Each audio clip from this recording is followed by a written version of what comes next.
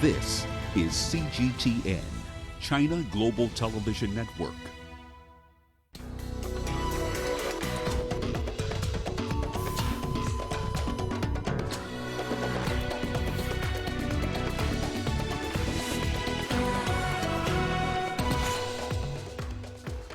Chinese President Xi Jinping meets with advisors from the CPPCC as the two sessions gatherings continues.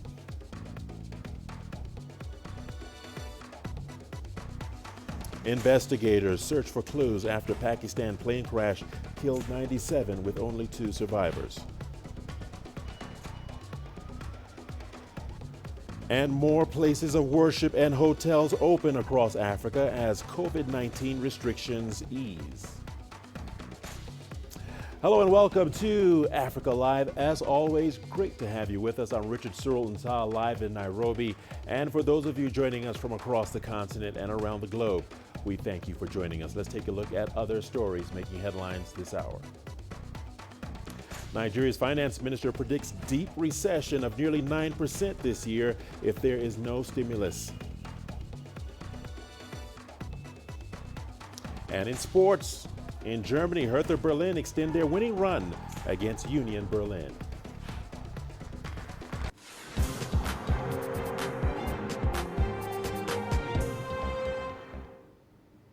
Once again, welcome to Africa Live. Let's begin in China, where Chinese President Xi Jinping met with economic advisors from the Chinese People's Political Consultative Conference on Saturday morning. They're gathering for China's annual political event called Two Sessions. President Xi, who also is the General Secretary of the Communist Party of China's Central Committee and Chairman of the Central Military Commission, joined them for discussion and listened to their suggestions. Well, President Xi says the country needs people-centered approach to help the economy recover from the pandemic. He told deputies from Inner Mongolia that it's crucial people join the epidemic prevention and control efforts. The Chinese leader added the government will continue to focus on eradicating poverty, protecting the environment, and creating jobs. Xi, who is also the General Secretary of the Communist Party of China, discussed enhancing ethnic unity, grassland protection, and animal disease prevention. And Ugandan authorities said COVID-19 is impacting heavily on infrastructure developments despite allowing contractors to continue working during the lockdown. They are concerned that major roadworks have slowed down due to financial constraints and disruptions in the supply chain of raw materials. CGTN's Hilary Ayasiga reports. Uganda is upgrading its road infrastructure, and China is playing a key role in the development. But the COVID-19 pandemic is slowing down the process. Key supplies needed to run the projects are not coming in as required. Oil is coming from Kenya. If Kenya has slowed down, so that means now the fuel is not coming on time. Also, is a second challenge. The third challenge is like Hima Cement, one of my major partner in cement sector, because for them, President directive that all the company, if you want to continue work, you have to campaign the worker. So that's why also the production has been slowed down. Road contractors are also concerned about the weakening local currency. We lost some money during this COVID-19. The first loss comes from the exchange rate, because now the exchange rate has depreciated during this lockdown. Machinery from China is often exported to African countries. But the recent port and border closures stemming from the coronavirus measures are limiting access. This 2-kilometer road was due to be completed within 3 years. But because of the COVID-19 pandemic, contractors are planning to postpone the completion of the project. Like other countries, Uganda is concentrating its resources towards efforts to combat COVID-19. This means several infrastructure projects are running low on money. The other challenge they're facing is the issue of financing. Of course, they have to. Most of them have the Chinese banks to be the one to give them the financing. So they can't do the back and forth to go and do their documentation. So that has also slowed them down. However, the Uganda government is hopeful that the infrastructure development projects will soon pick up pace as major economies, including China, begin to ease their lockdowns. Hilary Isga, CGTN, Kampala. Well, earlier we spoke to Lawrence Freeman, a political economic analyst for Africa, on the significance and impact of the Chinese projects in Africa. Let's take a listen. Lawrence, and how specifically is this likely to affect Africa, and especially the projects China is undertaking in Africa? Well, it will have an effect. It will probably slow down some of the process, but China has been the leading country and the Belt and Road Initiative in building infrastructure throughout Africa, energy, rail, ports, etc. None of the Western countries have done this. So this is essential, and China has continued to provide an enormous amount of investment in infrastructure. We'll have to continue this, and also partnership with Africa on combating the COVID-19 pandemic. It may slow down a bit, but I don't think it will be derailed, and it will probably increase as China's productive capabilities increase throughout the rest of 2020 into 2021. All right. So China's focus is on 6 fronts, namely employment, the financial sector, foreign trade, foreign investment, domestic investment, and expectations. How, in your view, does the performance on these 6 fronts actually influence not just the domestic, but also the global economy? Well, the global economy has suffered massively, and China's level of investment and trade in the global economy is significant. As we know, it's the second largest economic system in the world outside the United States. And unfortunately, the United States policies are not helpful, but China will continue to lead in cooperation between all the world powers. And there will have to be cooperation in the United States and China, with China, to deal with the crisis economically. And I think China will continue to put that focus on economic expansion, both domestically and worldwide. Also at the National People's Congress, lawmakers are reviewing enacting national security laws in the Hong Kong Special Administrative Region. The central government's office in the city calls the move essential. Our Dai Kei has more on the discussion. A move that's set to safeguard security and peaceful development of Hong Kong. The vice chairman of the NPC Standing Committee says it is time to draft relevant laws. Article 23 of the Basic Law of the Hong Kong Special Administrative Region stipulates that the Hong Kong Special Administrative Region shall enact laws on its own to prohibit any act of treason, secession, sedition, subversion against the Central People's Government, or theft of state secrets. It also prohibits foreign political organizations or bodies from conducting political activities in the city, and prohibits political organizations or bodies of Hong Kong from establishing ties with foreign political organizations or bodies. Hong Kong was thrown into chaos last year as protests began escalating in June against a proposed fugitive bill. Violent protesters burned public facilities, attacked civilians, police, and officials. Some openly defaced the national flag and attacked the central government's liaison office. Both central and Hong Kong authorities condemned the violence, saying that the destruction was backed by those with ulterior motives.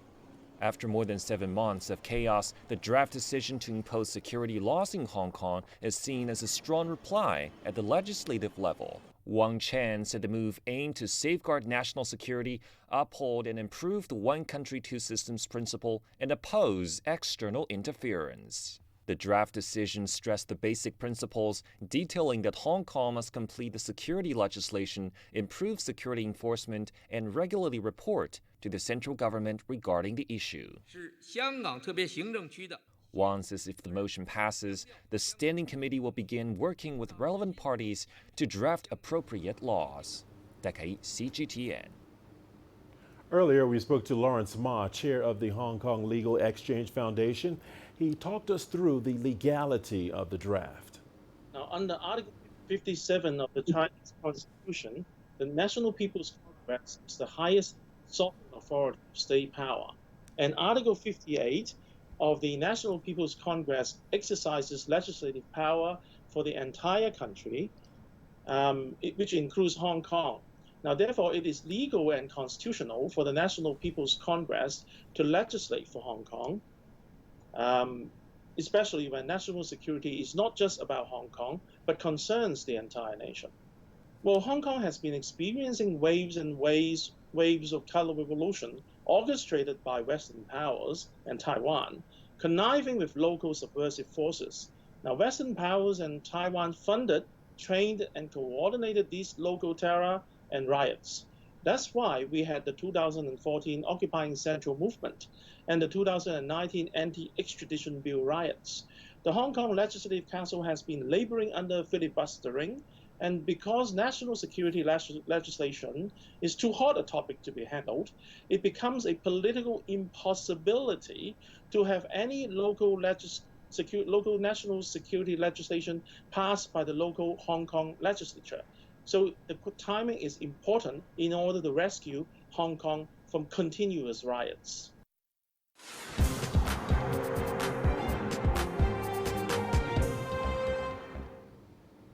Investigators are searching for clues in the crash of a passenger jet in Pakistan.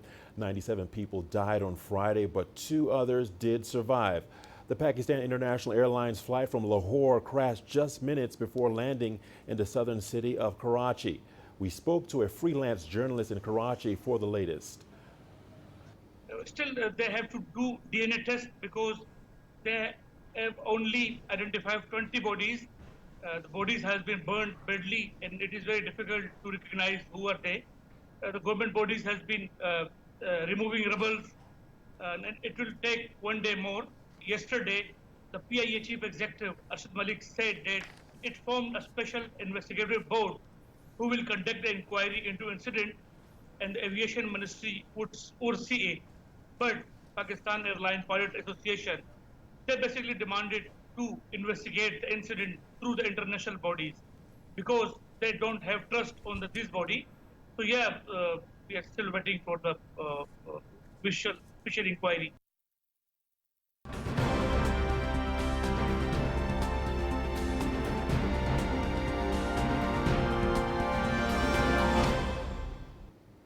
Let's now take a look at how the coronavirus pandemic is affecting the world.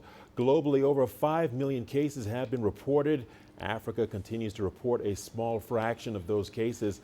Across the continent, over 100,000 cases have been reported, with around 41,000 recoveries confirmed. The death toll stands at over 3,000.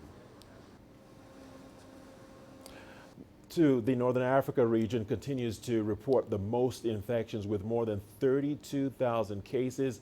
Egypt has the highest number of cases at more than 15,000. Morocco and Algeria have each recorded over 7,000 cases.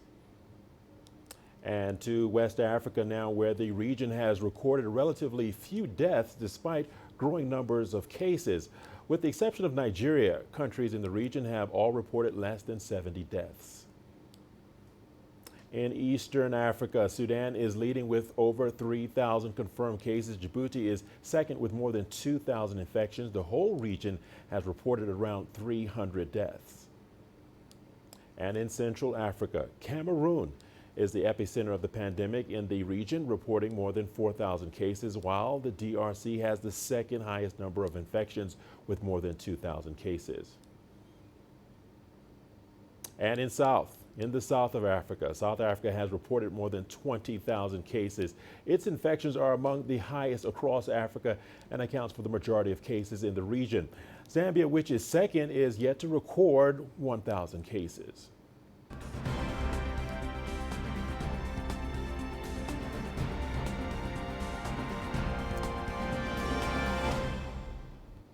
All right, let's look at the significance of the Africa COVID-19 numbers.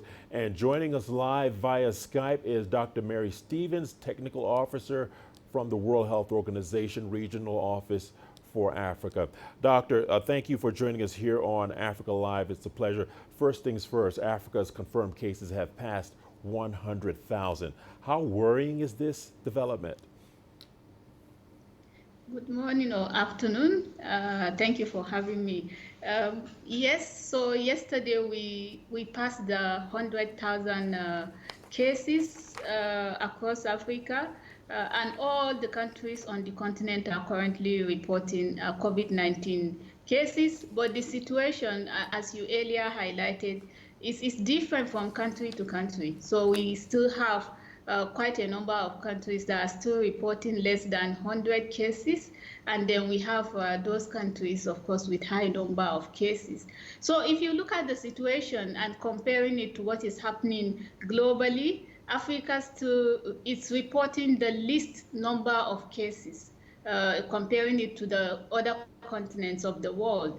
And this is also not, although we started receiving the importation of cases later than everybody else, but this is not just accidental, but it's attributed to slowing down the progression of the disease by efforts being implemented by African governments. So right from the beginning, actions were taken early enough to contain this outbreak. So this is why most likely the situation in Africa may not evolve as predicted, because early enough countries started doing screening, they started doing quarantine at the borders, and then the dictation of cases through the surveillance system, and then they continue to expand to community surveillance, door-to-door surveillance, then laboratory testing of those that are symptomatic, and those that have come in contact with those COVID cases and people that are about to leave the quarantine. But we also have some countries on the continent that have expanded the testing strategy and doing testing in the community. So contact tracing and treatment of those that are confirmed, in addition to all the preventive measures with the social measures that the countries implemented, the lockdown issues, the issue of reducing movement within most cities that are affected has helped to curb or to slow the progression of the outbreak on the continent. And it will suffice to say that we have countries that have not reported cases in the last 40 days. So these are all countries on the continent. So the situation is different from country to country. All right, Dr. Mary Stevens, let's talk a little bit more about slowing the progression of the virus. The WHO had warned earlier that these numbers could go much higher. From your perspective, do you think African nations are doing enough to keep the numbers low? For Africa, I will start by saying that we commend the efforts of governments across Africa.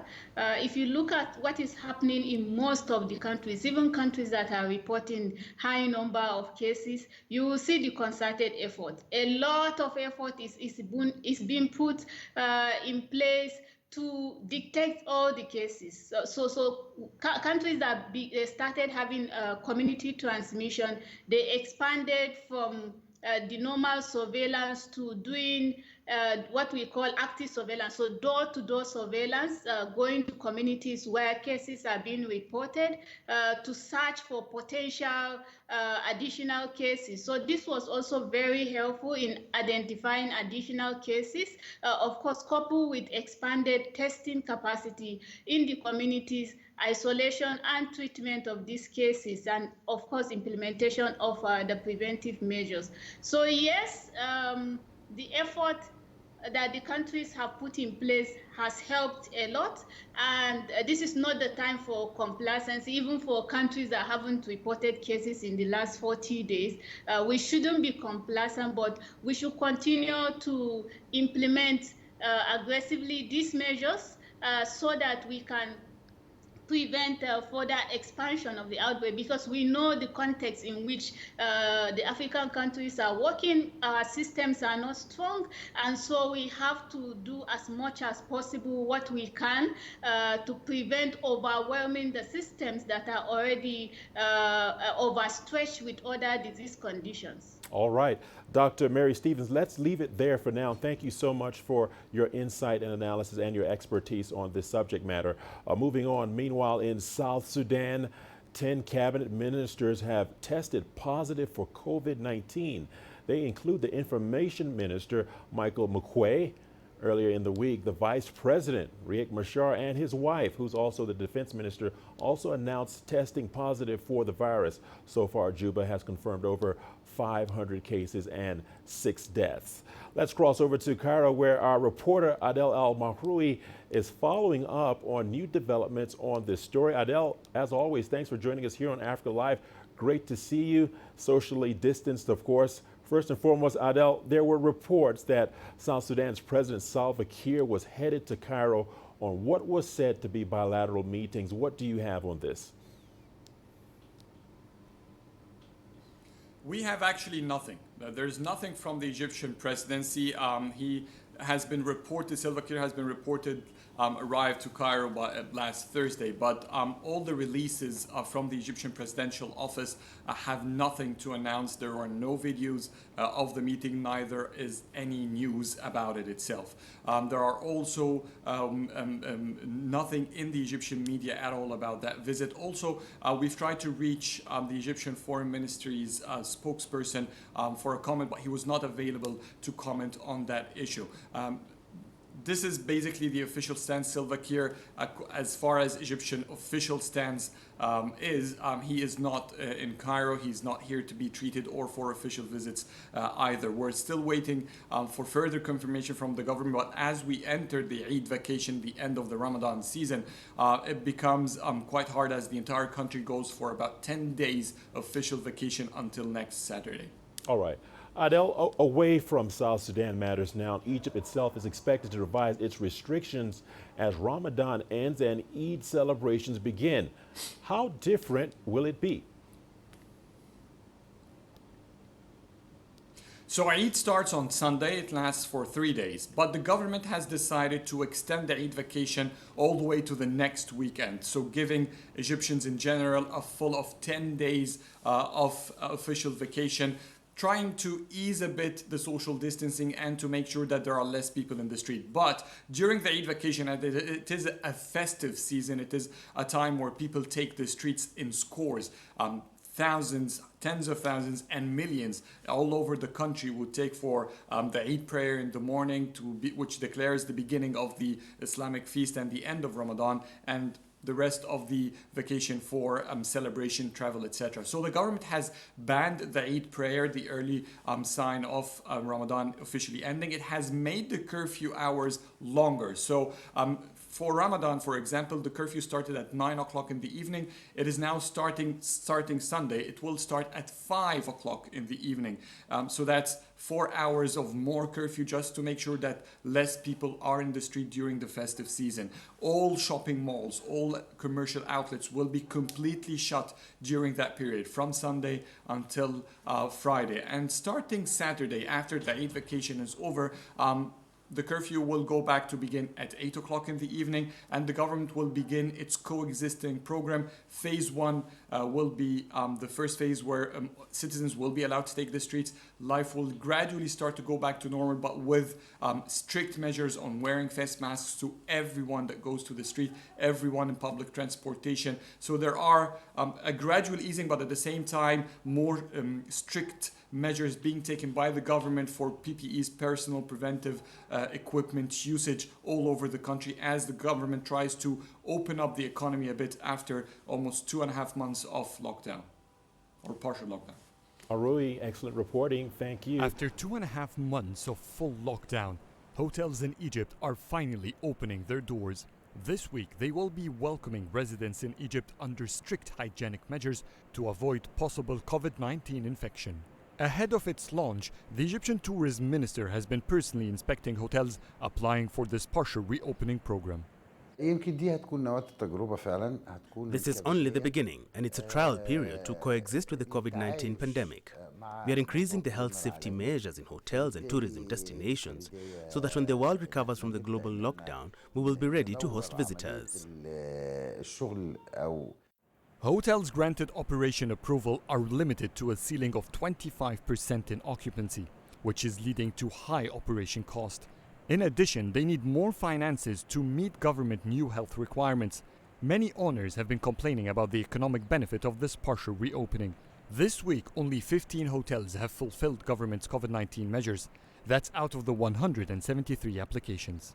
Because of the COVID-19 pandemic, survival for the tourism sector will be for the fittest. Small and medium hotels could perish. I think only large hotels will be able to create a small margin of profit under these circumstances. Today, only those who have the capabilities and finances will be able to open, and they can sustain losses for now.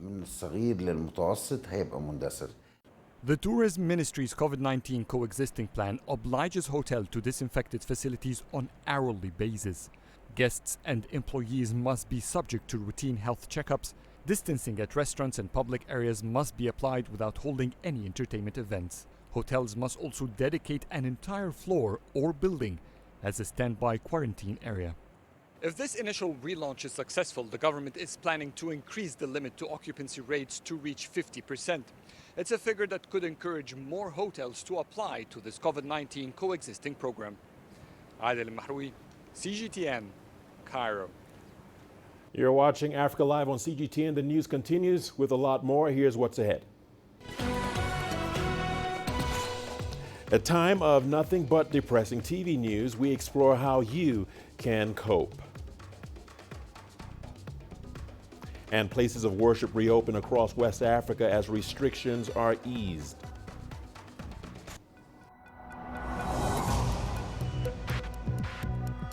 Each day, there are millions of stories.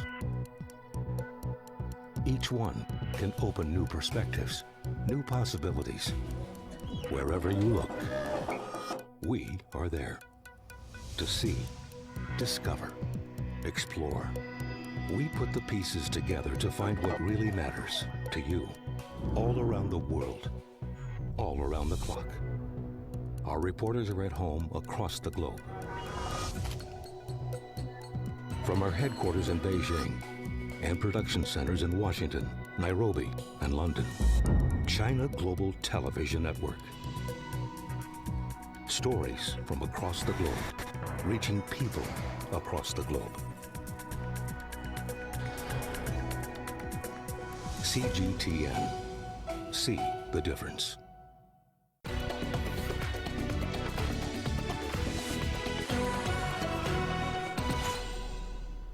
Welcome back to Africa Live. Great to have you with us. Many governments around the world have begun easing coronavirus restrictions. In Africa, Côte d'Ivoire has authorized the reopening of places of worship, allowing Christians and Muslims to resume their religious activities. In accordance with rules established by health authorities, wearing face masks in public is mandatory, and Ivorians have been advised to continue exercising physical distancing. Authorities have limited gatherings to 200 people. Given this health crisis situation, we are obliged to respect the measures that have been taken. This has changed absolutely nothing in our way of praying and in our faith. It is because we are healthy that we can come to the mosque. So we have to respect the measures, especially since this is a situation of global health crisis that we are experiencing.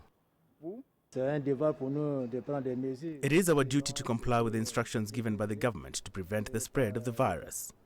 Every worshipper must respect the barrier measures before entering the mosque and during all the time that he spends there. Apart from social distancing, prayer itself has not changed. After these 2 months of interruption, the craze is not the same as before. Everybody knows how things go under normal circumstances. The faithful need to come to the mosque, but we have to make sure that the barrier measures are respected.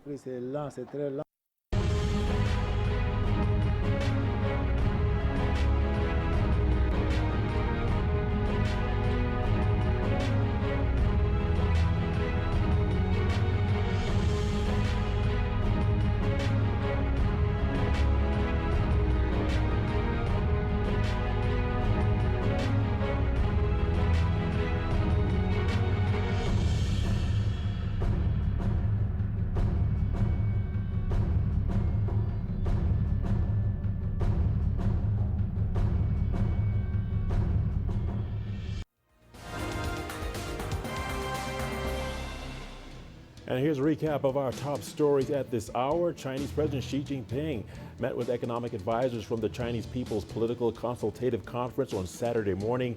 They're gathering for China's annual political event called the Two Sessions. President Xi, who is also the General Secretary of the Communist Party of China Central Committee and Chairman of the Central Military Commission, joined them for a discussion and listened to their suggestions. Investigators are searching for clues in the crash of a passenger jet in Pakistan. 97 people died on Friday, but 2 did survive. The Pakistan International Airlines flight from Lahore crashed just minutes before landing in the southern city of Karachi.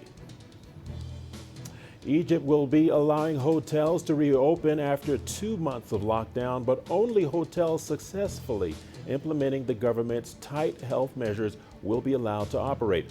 They are limited to only 50% of their manpower and accommodate guests at only 25% of their capacity. Côte d'Ivoire has authorized the reopening of places of worship in accordance with rules established by health authorities. Wearing masks in public has been made mandatory. Ivorians are advised to continue exercising physical distancing. Authorities have limited gatherings to 200 people. And that is a wrap of some of our top stories.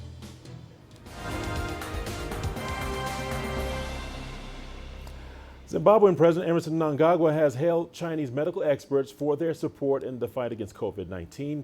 In a letter, President Mnangagwa thanked the team visiting Zimbabwe for sharing their experience and knowledge. He says medical workers and researchers in Zimbabwe will benefit immensely from the anti-epidemic experience shared by the Chinese team.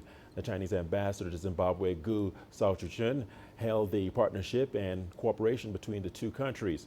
The head of the Chinese medical team, Zhu Yimin, also submitted a report with recommendations on fighting the virus to the African government. Express to you and your colleagues my deep personal gratitude and that of my government and the people of Zimbabwe for your unwavering support by sharing the expertise garnered from China Victoria's battle against the COVID-19 pandemic. This is precious experience indeed. The medical specialists, health workers, and the research scientists benefited immensely from your personal frontline knowledge of COVID-19 that you and your team have been able to share in detail with them. These 2 weeks have been rewarding for both sides. Chinese experts learned a lot about how Zimbabwe has been tackling COVID-19 and in return contributed their knowledge and expertise to Zimbabwe's fight. The two-way flow of ideas goes a long way towards defeating this virus and increasing health care cooperation between our two countries. I wish to express my deep appreciation and respect to the health professionals on both sides for their hard work. We are grateful to His Excellency President Mnangagwa and the Zimbabwean government and people for their warm hospitality, which made the program a great success. Meanwhile, Zimbabwe is still under an indefinite lockdown, and with coronavirus coverage dominating television, radio, and online, it's left many feeling anxious amid the uncertainty. Trying to keep up with COVID-19 deaths, infections, and social impact has spooked Sharon Mazingaizo. It has made me feel very scared because, the thought of just going outside, you don't know who has COVID, who doesn't. Soon after Zimbabwe's first death, she had trouble sleeping. I would probably sleep around 3 a.m. briefly, and then just wake up. If I did manage to get to sleep, I would have terrible nightmares. Being somewhere without a mask, being in a very crowded place where people are not doing any social distancing, and I would always wake up, right? Frightened. Her symptoms show heightened anxiety, which others are experiencing, according to a counseling service that's dealing with their distress calls. it recommends taking a break from all the negativity. Because the moment you're stuck on that television, the moment you're stuck on your phone, you find out that you are likely to be bombarded with lots of negative information. And sometimes the information is not so true. So yeah, choose wisely in terms of the information that you read, information that comes to you. You have to practice selective listening and selective viewing. The advice for preventing the spread of the coronavirus is to stay at home and away from other people. However, if not managed properly, that may impact a person's mental well-being. Psychologists say physical separation should not lead to social isolation. As human beings, we are social people, and we want to belong, and we want those social relationships. So during this period, you are saying that maintain those social relationships. Talk to someone, because it helps to dialogue, it helps to talk to someone. The counseling center has found a way to help during the lockdown. So what we've had to do or decided to do is have our sessions online, which is via the WhatsApp platform. It's the simplest and cheapest for now, where we use like WhatsApp calls, depending on what the client is comfortable with. It could be a voice call, it could be a video call, it could be voice notes if they want, or texting for whatever stipulated time. Experts explain that those suffering from anxiety may have difficulty reaching out. However, they added that connecting with others and just hearing someone else's voice on the other end of the line can help ease anxieties during the current lockdown. Farai Mwakutuya, CGTN, Harare, Zimbabwe. Let's shift gears a little bit. Over the past few days, South Africa's Chinese communities have actively paid attention to the important agenda of the two sessions. China plans to implement a new security law in Hong Kong that would ban treason, secession, sedition, and subversion. Chinese communities in South Africa say they want peace and order in Hong Kong and would like the national security bill to be approved. The Hong Kong National Security Bill will be on the NPC's agenda. The bill is not only necessary to plug loopholes in Hong Kong's national security laws and effectively safeguard national sovereignty security, but also it's conducive to maintaining Hong Kong's long-term prosperity and stability. No country, no home. In fact, it is those triads and violent elements who subvert the behavior of the country that really endanger the freedom of Hong Kong's people. The enactment of the bill will help reshape Hong Kong's rule of law authority, protect the freedom rights of the vast majority of peaceful and law-abiding citizens, and safeguard Hong Kong's prosperity and stability. Hong Kong belongs to China. It is the sovereign property of China. So China is responsible for Hong Kong, not the US, not Britain. This now Hong Kong belongs to China. And no government can allow the kind of chaos and the kind of irresponsible protest that took place over the last year or so. So I think a lot of people in Hong Kong itself will understand that one cannot allow chaos to reign. One cannot allow that kind of protest to upset the economy of Hong Kong, to upset the investment environment in Hong Kong, and that steps should be taken against that. If that happened in the US, if it happened in the UK, very strong, steps will be taken against those kind of violent protests. It is China's responsibility to see that peace and that good order exists in Hong Kong. Stay tuned to Africa Live. We've got your business news coming up next. Here's a look at what's ahead. Nigeria's finance minister predicts deep recession of nearly 9% this year if there is no stimulus.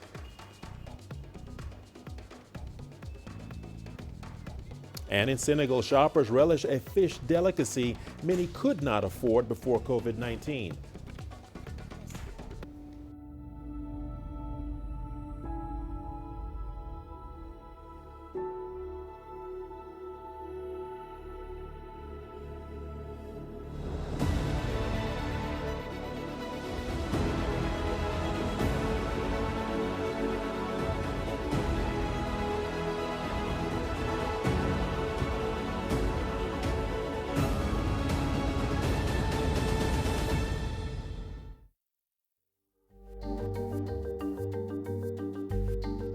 Africa Live.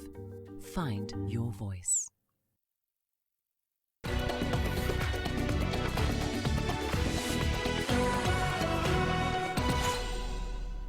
Welcome back to Africa Live. Thanks for staying with us.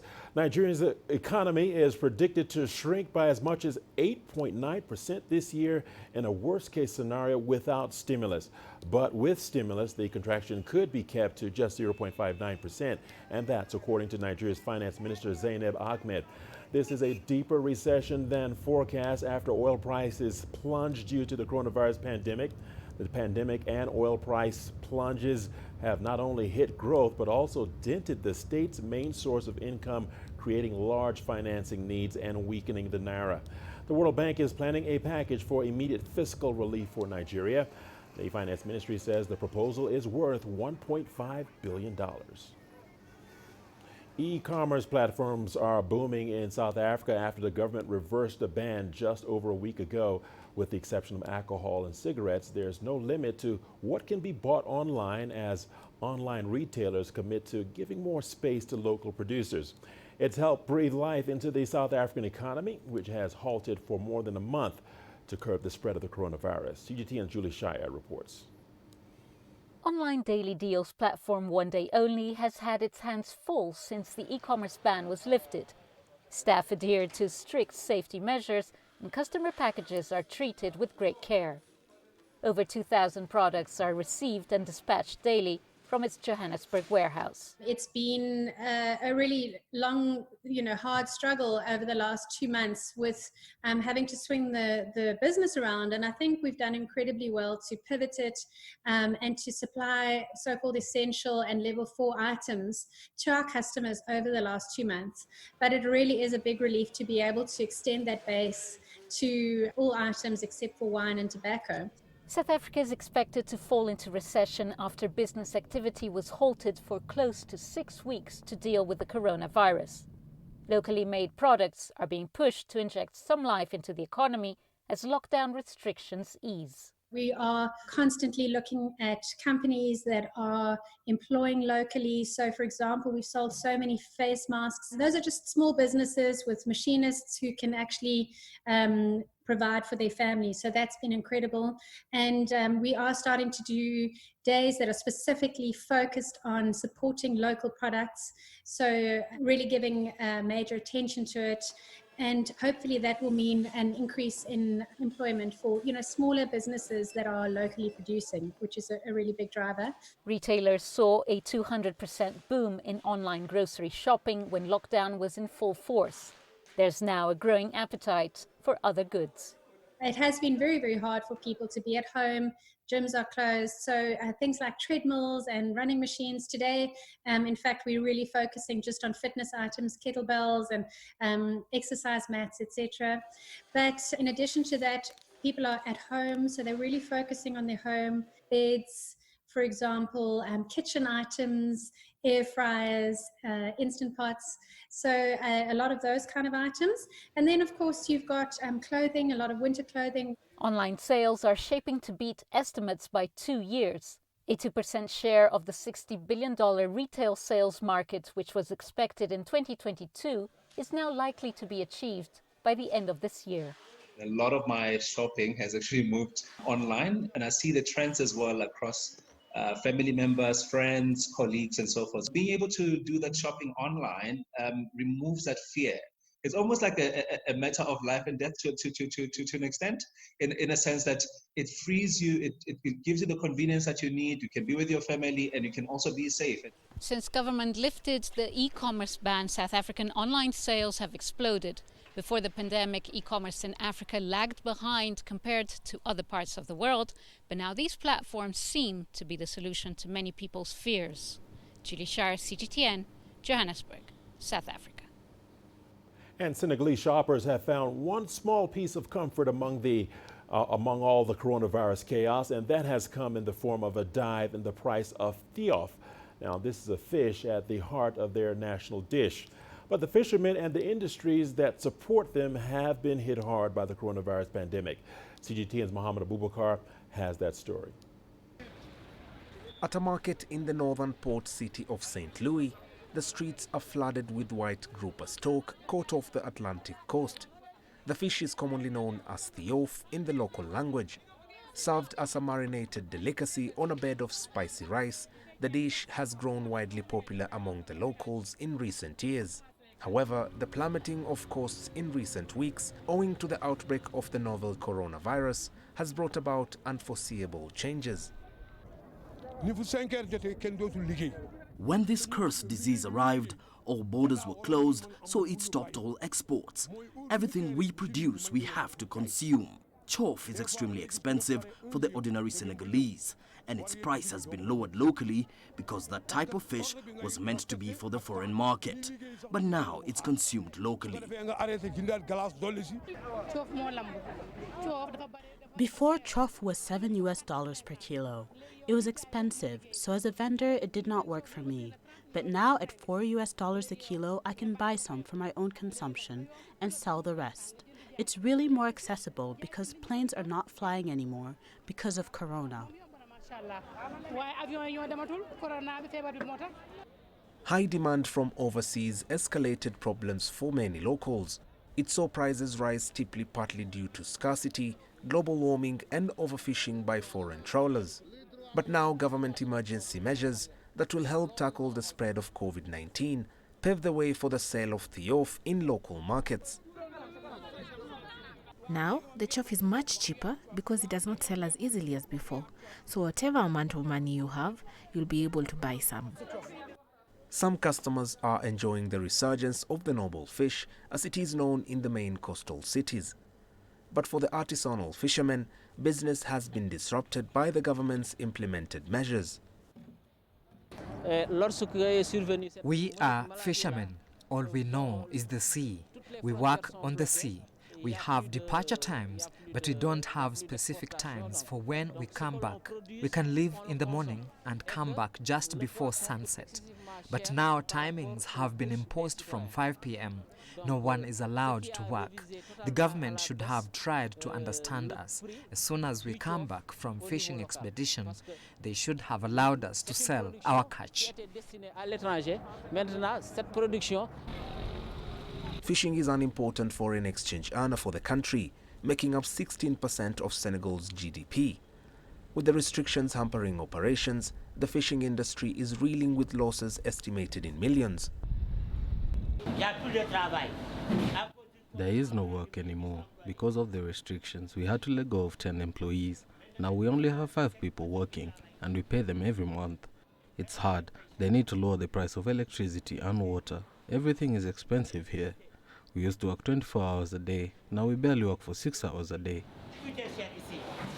The impact of the coronavirus on Senegal's fishing industry has seen its focus drop 3.9%. Many fear businesses in the sector could fail to recover for a long time.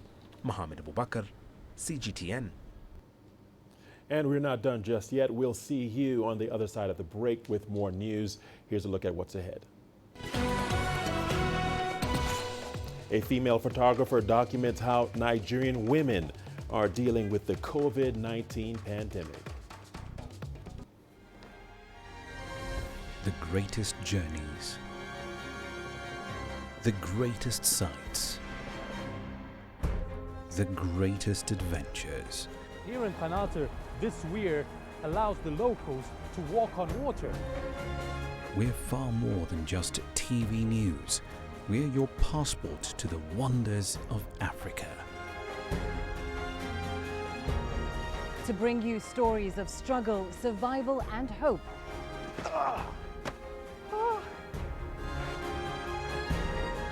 So let's explore.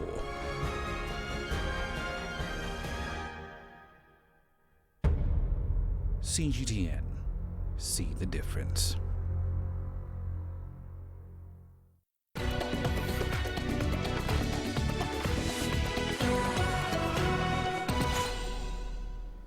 A Nigerian female photographer has been sharing how women in the country are dealing with the COVID-19 outbreak. Her series of photos is part of efforts to spotlight local female talent. CGTN's Kelechi Mekalam reports. It's another work day for Yvonne Etinosa. The self-taught photographer has been sharing the COVID-19 experience of Nigerian women through her camera lens. Her photos document the distribution of food and other efforts to help vulnerable communities in Abuja, Nigeria's capital. Though passionate about her work, this particular assignment has been an emotional roller coaster for Yvonne. It was actually very heartbreaking during the process of documenting the COVID-19 response by intervention by the organization that I worked with. I think that the fact that when you're sitting in your house, you have access to light, you have access to water, you have access to good bathrooms, and you're complaining that, oh my God, I'm tired of this lockdown, I want to get out, I'm not getting jobs, I'm getting shows cancelled, blah, blah, blah, blah, blah. And then you go to some of these places and you see that people have it way tougher than you ever imagined. It just breaks you. According to the National Bureau of Statistics, more than 82 million Nigerians are poor. As Nigeria battles COVID-19, poverty is projected to rise for its 200 million strong population. The economy has been partially shut down due to the COVID-19 pandemic, and many rely on support from government and other sources. Yvonne partners with British charity Action Aid to capture how women are dealing with the coronavirus crisis. But on the job, she has to watch out for more than just contracting the infectious disease. I do a lot of travel within Nigeria, and I would say, more importantly, one of the things that has gone up my list of challenges will be the security issues. More than ever before, when I travel, I have to pray so hard because, we know that the security situation in Nigeria seems to be getting worse. There's banditry, there's kidnapping, there's, the people killing. There's so many things. So that sort of tops my list because, you're trying to tell stories, you're trying to advocate, you're trying to create awareness. I don't want to get kidnapped, while doing it. I don't want to get killed while doing it. So yes, there's the security challenge. There's also the thing of, because I'm a woman, it's always like I have to be on my guard when I'm working, Nigeria is largely a patriarchal society, but Yvonne says that being a woman in a male-dominated field doesn't bother her anymore. And she's hoping to inspire confidence in young girls and at the same time give them a platform to tell their stories. Kelechi Amekalam, CGTN Abuja, Nigeria. And don't touch that dial. We've got your sports news coming up after the break. Here's a peek at the headline. In Germany, Hertha Berlin extend their winning